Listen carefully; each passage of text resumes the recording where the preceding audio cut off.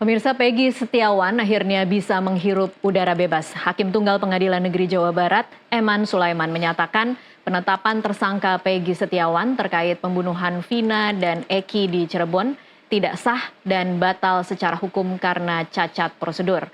Sebelumnya hakim menyasar Peggy sebagai dalang pembunuhan Vina. Kini bagaimana nasib penuntasan kasus Vina yang semakin gelap? Untuk membahasnya sudah bergabung bersama saya melalui sambungan Zoom, Kabareskrim 2008-2009 Susno Duaji, dan juga nanti akan bergabung sejumlah narasumber lain. Saya akan sapa dulu Pak Susno Duaji. Selamat sore Pak Susno. Selamat sore Mbak Tasha, selamat sore para pemirsa Nusantara TV sekalian. Iya, terima kasih sudah bergabung. Semoga sehat ya Pak Susno. Amin, amin. Alhamdulillah. Iya, saya ingin Pak Susno bersama-sama mengevaluasi atau mengartikan pertimbangan-pertimbangan hakim hari ini yang cukup singkat tetapi juga cukup menarik untuk kita bahas satu persatu karena hakim menerima semua permohonan dari kuasa hukum Peggy Setiawan ya Pak Susno.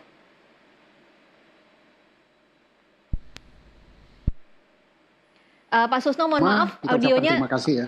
Ini fenomena yang paling bagus hari ini, hari Senin tanggal 8 ya. Iya. Bahwa hukum di Indonesia ternyata yang selama ini dikatakan tajam ke bawah, tumpul ke atas dan ke samping, ternyata berbeda gitu. Ternyata untuk rakyat miskin pun kebenaran dan keadilan itu bisa hadir. Dihadirkan di Pengadilan Negeri Bandung oleh Hakim Tunggal Maman Sulaiman. Kita hargai. Bagus sekali. Nah, yang kedua terkait dengan pertimbangan daripada hakim ya. Pertama, tidak ada satupun dalil yang diajukan atau gugatan yang diajukan oleh penggugat yang ditolak. 100% diterima. Nah, yang fatal sekali, yang sangat-sangat fatal adalah gugatan atau dalil tentang error in persona. Salah orang atau salah tangkap.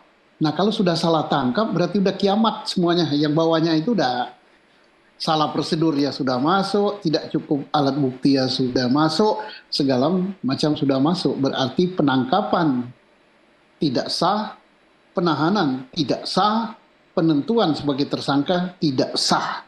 Dan ini sudah dikunci karena orangnya salah gitu, bukan dia. Seandainya ditemukan alat bukti baru, maka Peggy yang ini ya yang dibebaskan tidak bisa dijadikan tersangka lagi karena orangnya bukan dia. Mau apa gitu? Berlaku nanti kalau ketemu alat bukti baru dan sebagainya itu untuk Peggy yang lain atau untuk tersangka yang lain. Kalau yang ini sudah aman dan bebas. Termasuk juga berkas yang di kejaksaan kan sudah 2 kali bolak-balik ya.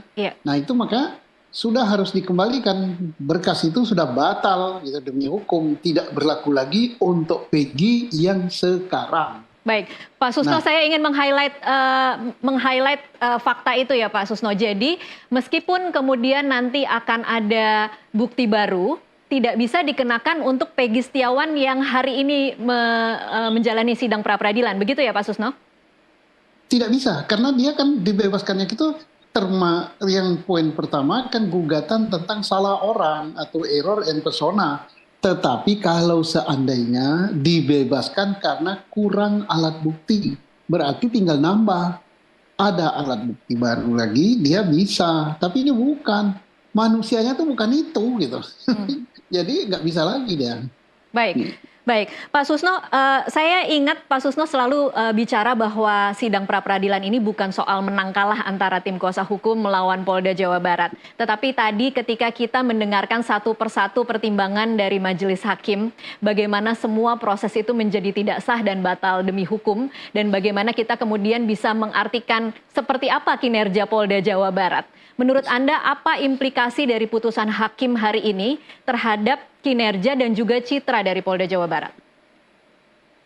Implikasinya adalah ini pelajaran yang terbaik untuk Polri seluruh Indonesia ya.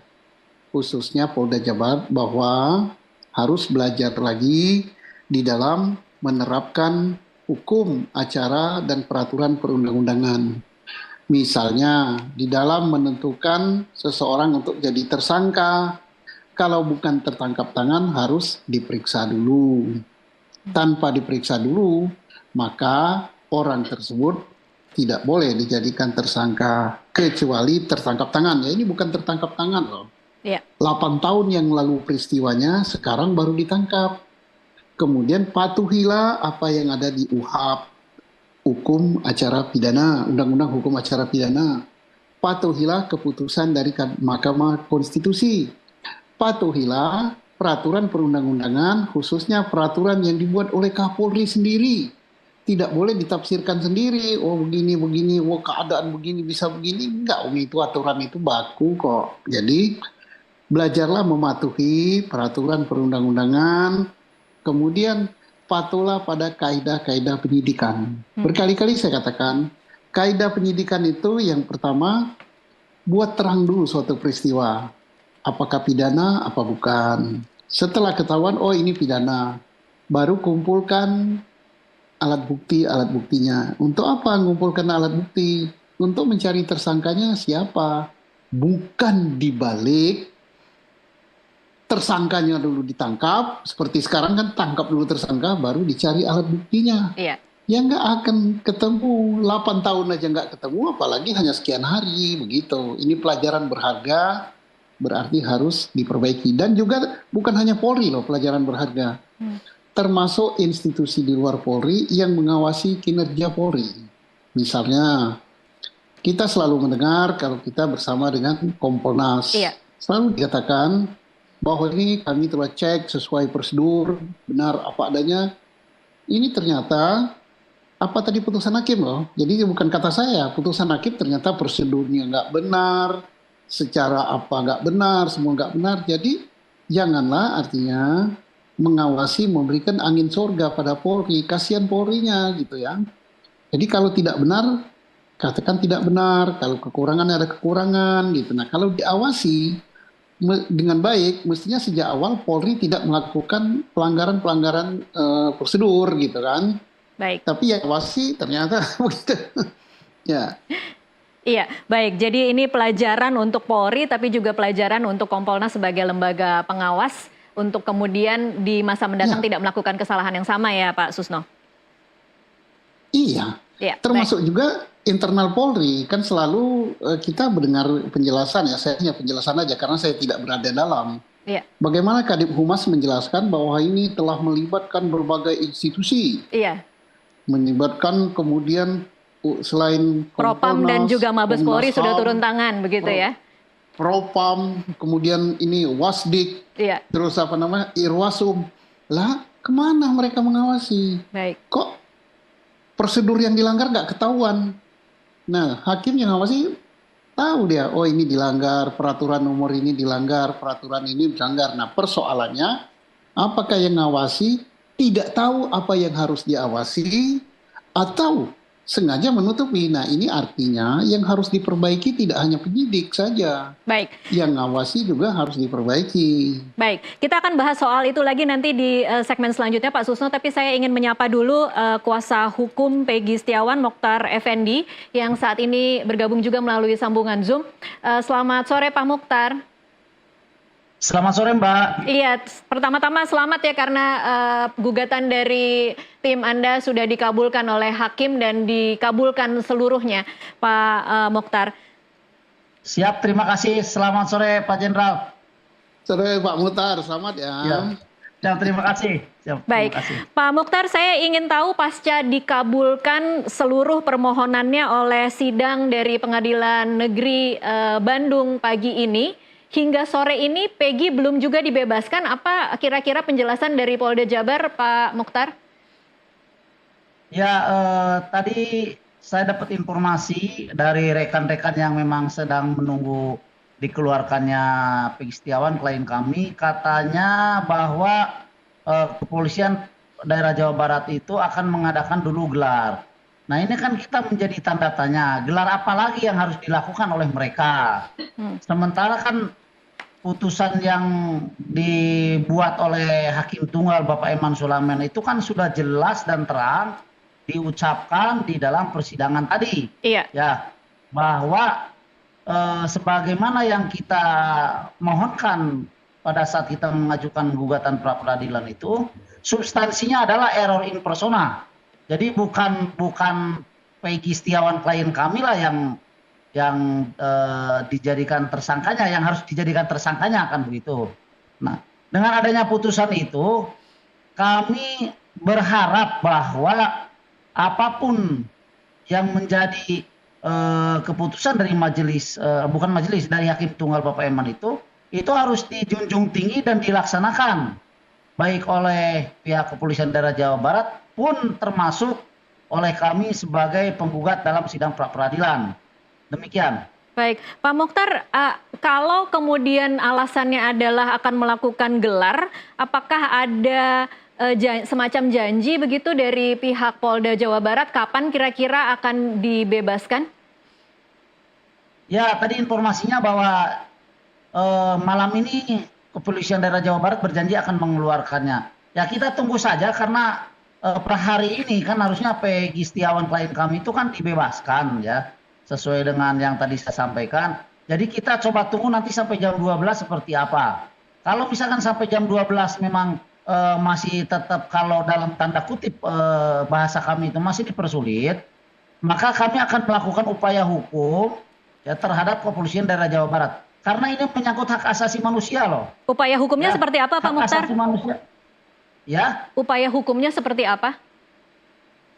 ya kita nanti akan melakukan pelaporan-pelaporan terhadap instansi yang berwenang ya untuk melaporkan penyidik Kepolisian Daerah Jawa Barat yang sampai saat ini melakukan penahanan terhadap klien kami. Sementara di dalam pengadilan kan apa yang mereka sampaikan baik melalui surat yang dikeluarkan oleh mereka kan dinyatakan oleh Hakim Tunggal itu kan tidak sah. Iya. Artinya tidak sah berarti sudah tidak ada kaitannya lagi dalam hal ini ya, dalam hal penyematan tersangka terhadap klien kami kan begitu. Baik.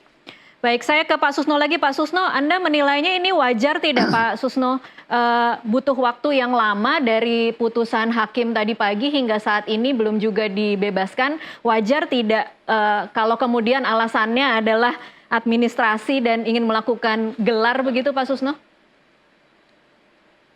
Saya selaku anggota Polri dan kebetulan saya mantan Kapolda Jabar, saya minta ya nama Polda Jabar jangan dicoreng lagi.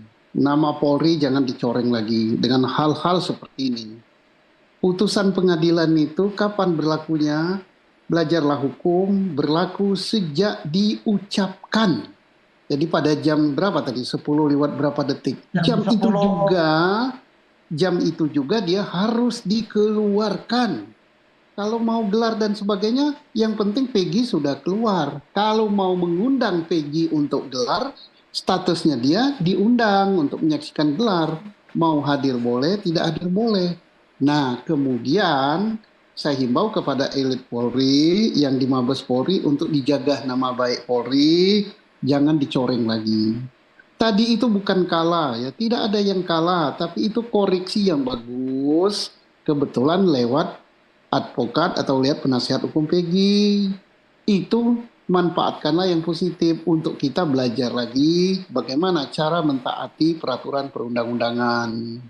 Jadi jangan menganggap benar sendiri. Dan ini jangan lagi dicoreng dengan ditahan dengan berbagai alasan. Hormati itu.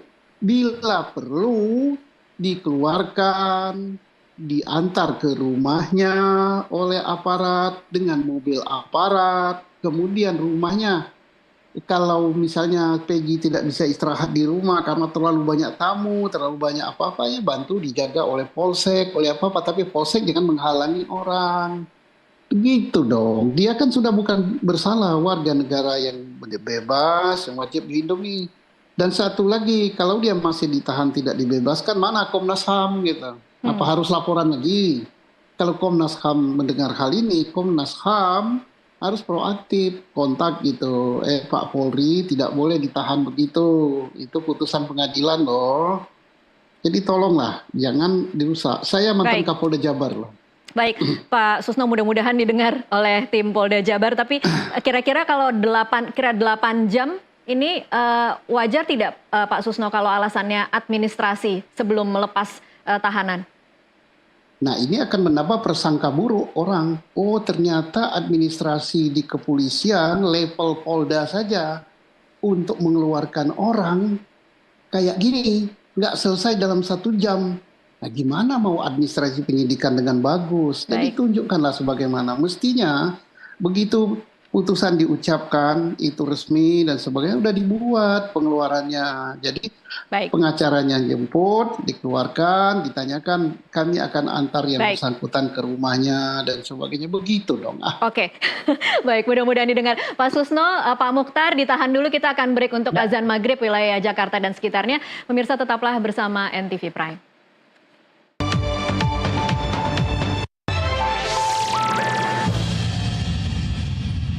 Iya, pemirsa, terima kasih Anda masih terus menyaksikan NTV Prime dan saat ini sudah bergabung bersama dua narasumber saya yang lain yang bergabung melalui sambungan Zoom. Ada Kabar Reskrim 2008-2009 Susno Duaji dan juga kuasa hukum dari Pegi Setiawan Mokhtar Effendi. Di studio saat ini sudah bersama saya pakar psikologi forensik Reza Indragiri. Selamat sore Mas Reza. Selamat sore, Assalamualaikum. Waalaikumsalam warahmatullahi wabarakatuh. Terima kasih sudah bergabung bersama kami di studio. Terima kasih. Saya mau meminta Mas Reza karena tadi begitu putusan itu keluar, kemudian langsung juga keluar pernyataan Mas Reza yang mengatakan bahwa Peggy bebas tapi urusan belum tuntas. Apa Betul. saja yang jadi urusan belum tuntas itu, Mas Reza? Tentang kemungkinan langkah yang akan diambil oleh Polda Jabar, biarlah itu keluar dari Polda Jabar sendiri. Tapi bagi saya ada beberapa isu, baik isu spesifik tentang Peggy Setiawan maupun isu kasus Cirebon secara keseluruhan. Pertama, kalau kita sebatas bicara tentang Peggy Setiawan, dalam sekian banyak kasus salah tangkap di negara-negara lain, serta-merta para korban salah tangkap langsung meminta adanya ganti rugi. Ya. Nah, ini barangkali menjadi agenda yang penting untuk dipikirkan, dipertimbangkan baik oleh Peggy Setiawan maupun kuasa hukumnya. Apakah akan meminta ganti rugi atau tidak atas. Itu mekanismenya berarti harus seperti apa, Mas? Memang harus dilakukan sebuah mekanisme formal, artinya mengajukan permohonan kepada pengadilan. Tetapi saya bayangkan kalau mekanisme formal itu yang dijalankan, resikonya adalah pemberian ganti rugi itu akan menjadi sesuatu yang dipaksakan, diperintahkan oleh pengadilan, bahkan bisa jadi akan memunculkan perasaan dipermalukan. Oleh karena itu, meniru praktek pemberian kompensasi di sekian banyak negara, organisasi kepolisian di negara-negara itu memilih untuk cara kekeluargaan. Oke. Artinya mereka menghindari adanya proses mekanisme formal, tetapi mereka mendatangi keluarga korban, mengajukan permintaan maaf, kemudian memberikan ganti rugi dalam nominal tertentu. Jadi itu harus dilakukan oleh Polda Jabar ya? Menurut saya kasus salah tangkap dalam masalah Peggy Setiawan ini kan baru sampai di tingkat kepolisian. Oleh karena itu, logis kalau kemudian kita membayangkan kompensasi yang diberikan adalah oleh pihak Polri, dalam hal ini adalah Polda Jabar. Baik. Oke, selanjutnya Itu terkait dengan Peggy Setiawan. dengan Peggy Setiawan. Oke. Yang kedua, menjadi pertanyaan besar ya, walaupun sesungguhnya jawabannya sudah kita peroleh sejak sekian pekan silam, bahwa ternyata menghadirkan 2 alat bukti pun tidak mampu.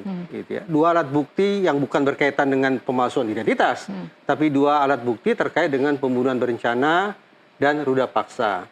Nah, atas dasar itu saya bayangkan bahwa boleh jadi selama ini proses hukum yang menersangkakan Peggy Setiawan memang sangat lagi-lagi mengandalkan pada keterangan, yaitu keterangan saksi. Hitung-hitungan di atas kertas saya tampaknya ada 2 yang dijadikan sebagai saksi mahkota. Pertama, keterangan dari AF, dan yang kedua, keterangan dari Sudirman. Ya. Faktanya adalah sampai persidangan itu diakhiri, ternyata 2 orang yang katakanlah saksi mahkota ini tidak pernah dihadirkan di persidangan. Karena itu muncul pemikiran saya, adakah kemungkinan bahwa AF ini sesungguhnya telah memberikan keterangan palsu?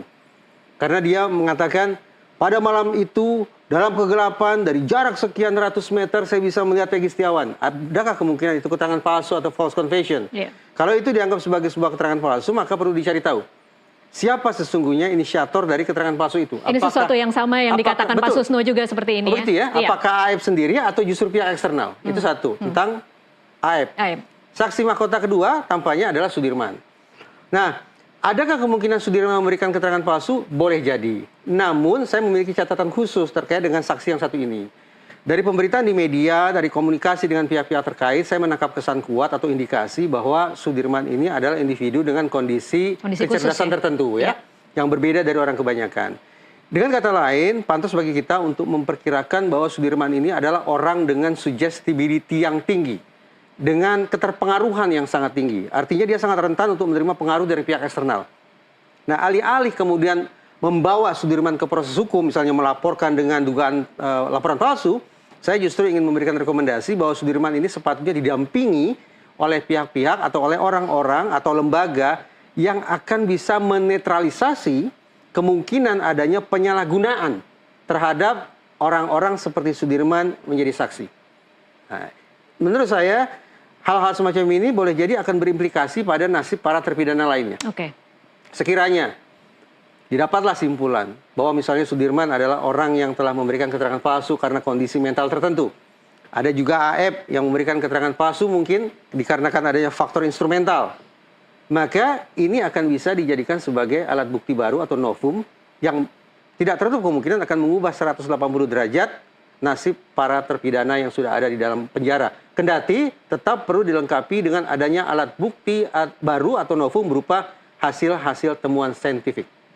Hasil-hasil temuan saintifik yang sudah ada rentang waktu 8 tahun, jadi kita agak sangat pesimis untuk berpikir saya bahwa mencoba ada membangun bukti baru saintifik. membangun optimisme bahwa hati kecil saya mengatakan ada alat bukti tertentu yang tampaknya masih tersimpan entah di mana, dan kalau itu bisa dibuka, mudah-mudahan akan bisa memberikan warna baru bagi proses penegakan hukum kasus Cirebon. Baik, saya ke Pak Susno sekarang. Pak Susno, kalau kita tadi mendengar penjelasan Reza Indragiri tentang bagaimana seharusnya kasus ini bergulir pasca putusan bebas pra-peradilan Peggy Setiawan hari ini, kepada siapa kira-kira Pak Susno kita bisa berharap bahwa apa yang dikatakan Mas Reza tadi akan mungkin terjadi ketika selama ini saja kita menyaksikan bagaimana kinerja Polda yang diawasi Kompolnas, diawasi Propam, diawasi Mabes Polri, tidak terlalu bergerak ke arah yang cukup meyakinkan publik.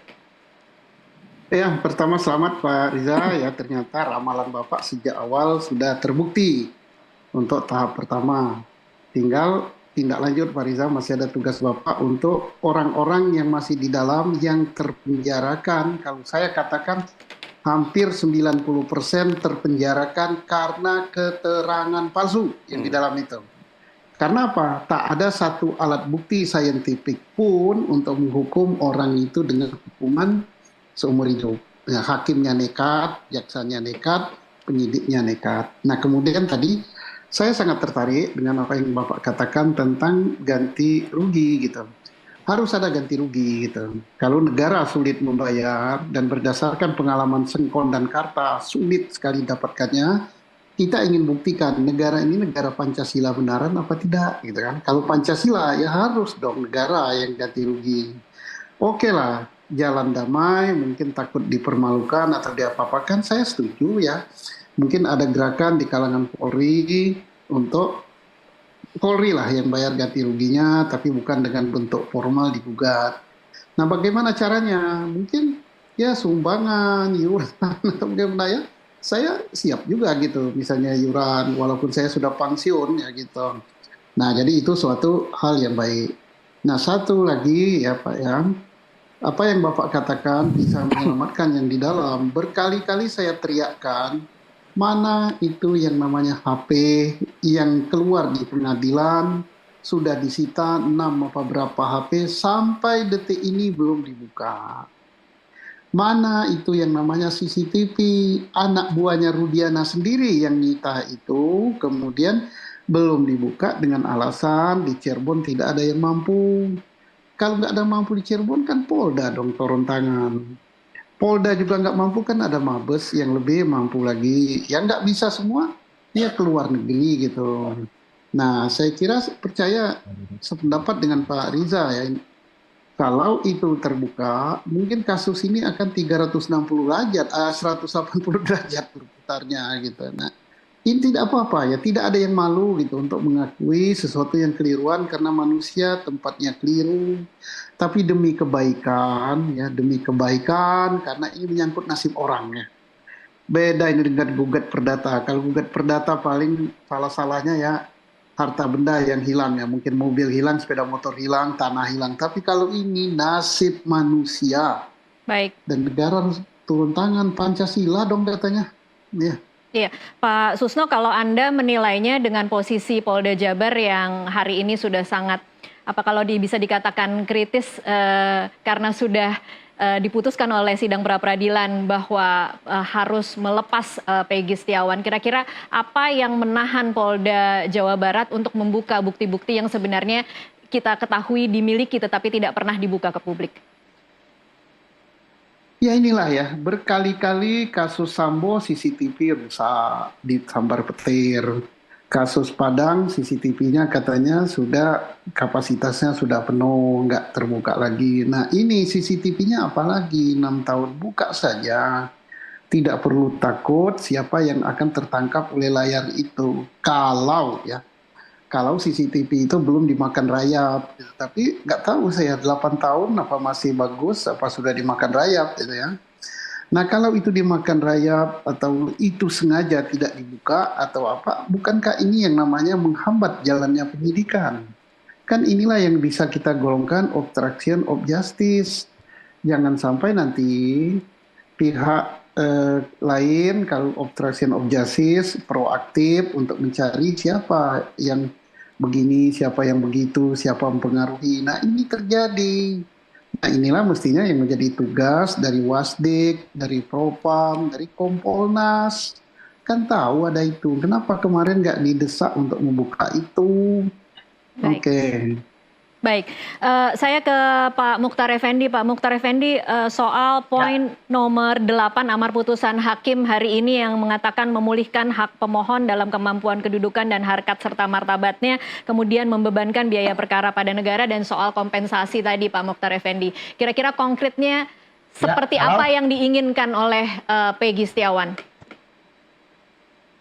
Halo Mbak, halo. Halo Pak Mukhtar, bisa mendengar suara saya? Halo Pak Mukhtar. Sinyal yang mungkin dalam Iya. perjalanan gitu. Pak Mukhtar. Ya gimana Mbak? Iya. Ya siap. Soal poin untuk memulihkan hak pemohon, soal ganti rugi, seperti apa yang diharapkan oleh Peggy Setiawan untuk poin 8 dan 9 ini? Baik, akibat dari adanya upaya paksa oleh pihak kepolisian daerah Jawa Barat untuk mempersangkakan, menangkap dan menahan klien kami, yang kemudian di dalam proses persidangan pra-peradilan ya semuanya terbantahkan, maka tentu saja kami sebagai kuasa hukum daripada klien kami akan merumuskan dan berupaya bagaimana caranya ada semacam rehabilitasi atau pengembalian nama baik klien kami. Yang tentu saja karena ini prosesnya masih di Kepolisian Daerah Jawa Barat, ya kami minta hal itu dilakukan oleh Kepolisian Daerah Jawa Barat. Pun termasuk ganti rugi. Seperti apa yang tadi disampaikan oleh Pak Reza ya, sebagai seorang ahli yang memang menurut kami ini luar biasa keahliannya. Jadi baik rehabilitasi, pengembalian nama baik dan oleh pihak Kepolisian Daerah Jawa Barat karena prosesnya masih proses di kepolisian. Demikian. Oke, baik. Kita akan coba perbaiki sambungan audio dengan Mukhtar Effendi, kuasa hukum Peggy Setiawan. Pemirsa, kita akan break dulu sejenak. Kami akan kembali usai jeda berikut. Romawi garis miring 2024 logika.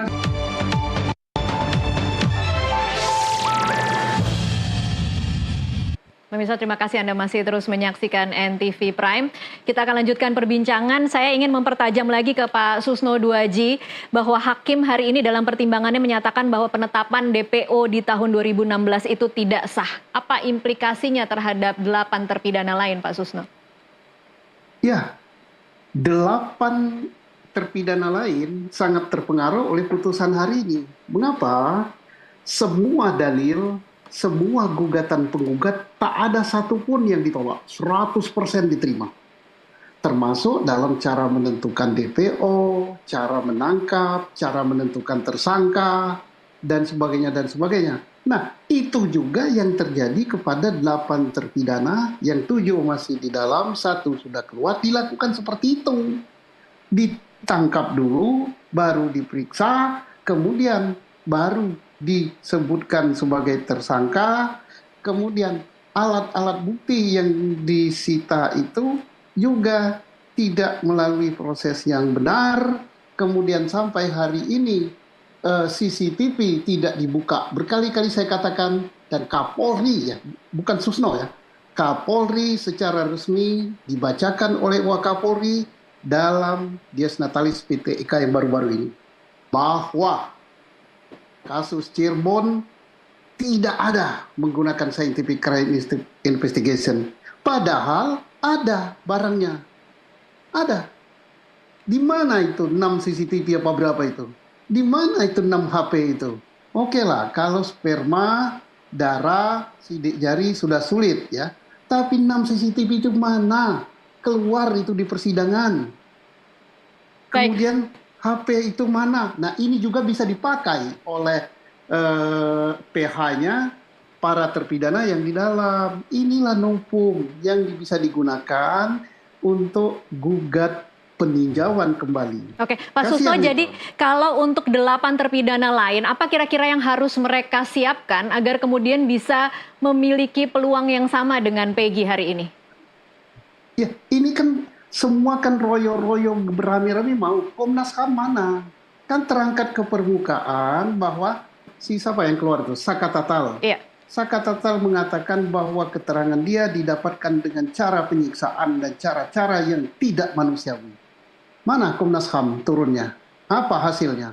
Nah, kalau ditemukan oleh Komnas HAM itu fakta ternyata benar terjadi pada tahun itu salah satu novum juga. Nah, kemudian orang yang tidak berhak menjadi, yang tidak pantas menjadi saksi karena kecerdasan mentalnya kurang bagus, Sudirman. Nah, kenapa Komnas HAM tidak turun? Harus nunggu apa lagi? Haruskah ribuan orang yang menjadi korban seperti ini? Nah, itu dikumpulkan semua menjadikan novum untuk gugat PK. Kasianlah orang. Ya, katanya Pancasila gitu ya. Oke, saya ke Mas Reza lagi. Mas Reza, menurut Anda cukup kuat tidak dengan modal novum-novum yang kita dengarkan saat ini untuk kemudian membuka peluang bagi 8 terpidana lain mendapatkan kebebasan yang sama seperti Peggy hari ini? Novum utama menurut saya tetap mengandalkan pada alat bukti saintifik. Selama ini, saban kali kita bicara tentang bukti saintifik, kita terbatas tentang, misalnya tadi Pak Susno katakan CCTV, kemudian uji sperma, DNA siapa gerangan yang ada di dalamnya, dan juga otopsi. Tapi ada satu hal yang sangat penting yang tadi disampaikan oleh Pak Susno Duaji, terkait dengan HP. Saya berandai-andai begini, ini kasus pembunuhan berencana. Peggy Setiawan sempatlah disebut sebagai orang yang mengotakinya. Karena ini merupakan pembunuhan berencana, niscaya, sekali lagi, niscaya ada komunikasi antar pihak menjelang terjadinya penganiayaan dan pembunuhan itu. Iya. Kalau memang benar ada pembunuhan itu ya, Iya. dan penganiayaan itu. Nah, untuk memastikan komunikasi siapa dengan siapa, tentang apa, jam berapa, itu bukalah handphonenya Peggy Setiawan dan 8 terpidana lainnya. Dan jangan lupa, satu lagi. Saya membayangkan bahwa almarhumah Vina dan almarhum Eki adalah contoh-contoh remaja yang sehat, yang ceria, yang kehidupan sosialnya sangat baik. Oleh karena itu penting pula membaca atau menemukan potret relasi sosial mereka pada malam itu dengan cara membuka handphone mereka berdua. Siapa dengan siapa, berkomunikasi tentang apa dan jam berapa, silakan cek pada handphonenya Vina dan handphonenya Eki. Firasat saya mengatakan, menyedot atau imaging isi handphone itu sudah dilakukan dengan sedemikian rinci. Oke, kalau sudah dilakukan dan tidak dibuka, apakah jangan-jangan memang tidak ditemukan apa-apa? Saya berharap sungguh-sungguh akhirnya otoritas kepolisian secara keseluruhan konsekuen dengan perkataan Kapolri, kerja saintifik, transparan, kata Presiden Jokowi, termasuk hal ihwal terkait dengan bukti komunikasi elektronik yang ada pada seluruh handphone. Siapa dengan siapa, tentang apa, dan jam berapa, kalau terungkap, tampaknya akan mengubah nasib para terpidana. Lagi-lagi saya selalu bertanya ini Mas Reza, kepada siapa kita bisa berharap bahwa kepolisian akan melakukan hal itu? Saya sungguh-sungguh berharap adanya kedaulatan rakyat yang direpresentasikan oleh citizen dan netizen menyemangati Polri sejadi-jadinya untuk menemukan bukti komunikasi elektronik antar pihak pada malam itu tentang siapa, berkomunikasi dengan siapa, terkait apa, jam berapa. Buka itu semua. Oke, baik. Saya ke Pak Mukhtar Effendi sekarang. Pak Mukhtar, ini Ya. kita masih menantikan seperti apa nasib Peggy di Polda Jabar dan kira-kira berapa lama lagi kemudian akan dilepas. Apa sudah ada perkembangan terbaru yang Anda bisa bagikan kepada pemirsa NTV, Pak Mukhtar? Sampai saat ini belum ada lagi perkembangan. Cuma tadi terakhir saja informasi bahwa Peggy Setiawan klien kami itu belum dilepas karena kepolisian mau melakukan dulu gelar. Pertanyaannya gelar apa? Apalagi yang harus dilakukan dan gelar macam apa kan? Tetapi kami tetap punya deadline atau batasan waktu nanti kepada pihak yang akan diberikan kepada pihak kepolisian. 1 hari itu kan batasannya jam 12 malam. Artinya kalau nanti sampai jam 12 malam klien kami tidak dilepaskan berdasarkan putusan hakim tunggal Bapak Eman Sulaiman yang dibacakan tadi pagi, maka kami tentu saja akan melakukan upaya hukum terhadap kepolisian daerah Jawa Barat. Karena ini menyangkut hak hidup seseorang, menyangkut hak kebebasan seseorang. Pak Mukhtar. Dan nyata-nyata hak asasi seseorang itu diatur di dalam undang-undang. Ya. Baik, Pak Mukhtar, sejak tadi putusan pra peradilan dari PN Bandung, apakah ada dari tim Anda yang bisa berkomunikasi dengan Peggy atau tidak ada komunikasi sama sekali? Sejak tadi pagi karena kita ini kan seluruh tim, begitu putusan dibacakan, kita semua berangkat ke Kepolisian Daerah Jawa Barat untuk menjemput Peggy Setiawan, tetapi sampai saat ini katanya belum ada, artinya maksudnya belum ada keputusan untuk dikeluarkannya jam berapa gitu ya. Artinya saya meyakini bahwa sampai saat ini belum ada dari anggota tim yang bisa bertemu langsung dengan Peggy Setiawan. Demikian. Oke, baik. Ini pertanyaan terakhir untuk semua narasumber, termasuk Mas Reza. Mudah-mudahan masih bisa dijawab karena saya tahu Mas Reza sudah harus meninggalkan. Tapi kalau kita kemudian bisa refleksi sedikit tentang kasus ini. Kasus ini kan kemudian muncul kembali setelah film. Film itu kemudian memberikan semacam pressure kepada kepolisian untuk kemudian bertindak lebih memuaskan mungkin netizen karena ada 3 DPO, tetapi akhirnya tindakan ingin memuaskan netizen dan citizen menghadirkan satu tersangka baru itu justru menaruh posisi Polda Jawa Barat di persidangan pra peradilan yang hari ini juga tidak menguntungkan bagi Polda Jabar. Nah, mungkin film itu kemudian bisa diartikan memberikan peluang membuka keadilan bagi para terpidana yang kemudian kita duga saat ini mengalami peradilan sesat. Tapi bagaimana dengan keadilan bagi keluarga korban? Nah, kira-kira harus mulai dari mana ketika kita mendesak Polda Jabar untuk bisa membuka kasus ini dari nol lagi, Mas Reza? Hari ini suka tidak suka kita berhadapan dengan 2 kelompok korban. Ya, kelompok pertama adalah dengan sangat menyedihkan apa yang dialami oleh almarhumah Vina dan almarhum Eki. Tapi hari ini ternyata ada satu kelompok korban berikutnya, yaitu Peggy Setiawan, yang sudah diembel-embeli oleh netizen sebagai korban salah tangkap. Apa yang sesungguhnya harus negara lakukan? Kalau memang negara ini yakin bahwa almarhumah Vina dan almarhum Eki meninggal akibat pembunuhan, akibat pidana, maka sudah barang tentu, tanpa menunggu adanya mekanisme formal apapun, negara sepatutnya memberikan atensi. Terlebih ini adalah keluarga dari anggota Polri sendiri. Seluruh keluarga besar Korps Tribrata tentu punya keterpanggilan hati untuk memberikan atensi terhadap anggota mereka, yaitu Rudiana yang sudah kehilangan putra dan juga calon istrinya, katakanlah demikian. Dan pada saat yang sama, negara juga hari ini harus mengamini adanya korban salah tangkap yang namanya Peggy Setiawan itu. Karena itu tadi saya katakan di segmen sebelumnya, lagi-lagi ketimbang menunggu mekanisme formal, suasana batin yang mengedepankan kekeluargaan tampaknya harus dikedepankan. Susah? Menurut saya tidak. Hina-dina justru mulia. Ketika datang pihak-pihak terkait, mengajukan permintaan maaf, lalu memberikan ganti rugi, mudah-mudahan masyarakat akan bisa menerima. Oke, baik. Pak Susno, silahkan Pak. Saya sangat sependapat dengan Pak Riza ya, pemikiran yang cemerlang. Mungkin terlambatnya mengeluarkan Peggy malam ini, saya berharap itu dalam rangka Polda mengatur siapa semacam tim yang akan mengantar Peggy ini ke rumahnya dengan kendaraan dari Polda, dengan pengawalan, kemudian sampai di situ mungkin memberikan bantuan sekedarnya dulu, bantuan yang sebenarnya nanti akan diberikan beserta siapa yang mewakili Polda untuk minta maaf kepada orang tuanya Peggy. Wah, ini begini. Nah, jadi bukan karena menghambat untuk mempersulit ya. Kenapa? Jangan lagi nama Polda Jabar yang pernah saya menjadi nakodanya di situ dicoreng dengan hal-hal yang penting saya buat susah. Pokoknya saya pepetkan jam 12 malam baru dikeluarkan. Jangan. Jadi cukuplah sudah ya, nama saya dicoreng di situ. Nah, mudah-mudahan prasangka baik saya malam ini sesuai apa yang dikatakan Pak Reza tadi. Diantar, kemudian diberi bantuan. Kenapa? Ini keluarga miskin loh. Peggy itu setiap bulan mengeluarkan duit dari gajinya setiap minggu 300.000 untuk adiknya sekolah dan untuk ibunya. Oke, kita tunggu Polda. Jangan dihambat. Malam ini segera keluarkan, kirim term, minta maaf dan beri bantuan. Baik, Pak Mukhtar terakhir closing statement. Ya baik. Peristiwa ini adalah tiada lain daripada campur tangan Tuhan Allah Subhanahu Wa Taala untuk membukakan bahwa siapa sebenarnya yang melakukan tindak kejahatan yang real, yang nyata. Nah, kemudian yang selanjutnya bahwa apakah dengan dipersangkakannya klien kami yang pada hari ini juga dibebaskan itu merupakan sebuah keadilan yang didapatkan oleh keluarga Vina dan Eki. Saya pikir itu bukan keadilannya hakiki yang mereka dapat. Karena yang keadilannya hakiki yang harus mereka dapat adalah ditangkapnya pelaku pembunuhan yang sebenar-benarnya.